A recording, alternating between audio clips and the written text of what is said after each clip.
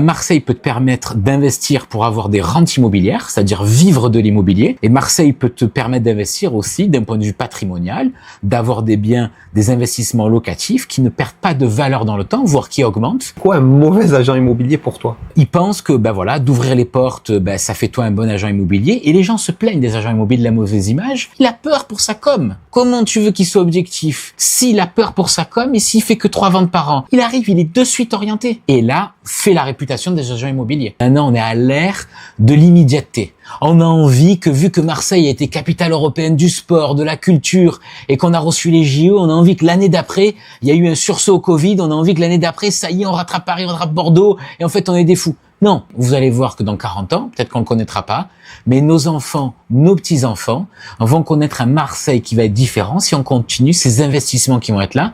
Et moi, cette lame de fond, je la ressens du plus profond de moi et on est obligé de la ressentir quand on est Marseillais. Oui, il y a encore du trafic de drogue. 30% de l'économie marseillaise, c'est le trafic de drogue. À Marseille, on a 5 millions de touristes. Il faut les accueillir. Donc du coup, Airbnb a été la réponse du marché, c'est une entreprise privée Airbnb, pour pouvoir accueillir tous ces touristes et avoir une alternative à l'hôtel. Si tu veux renflouer les caisses d'une ville, il faut ouvrir son économie. Si on n'est qu'en cercle fermé, si on a 100 € qu'on fait que se faire tourner, il n'y aura pas 200.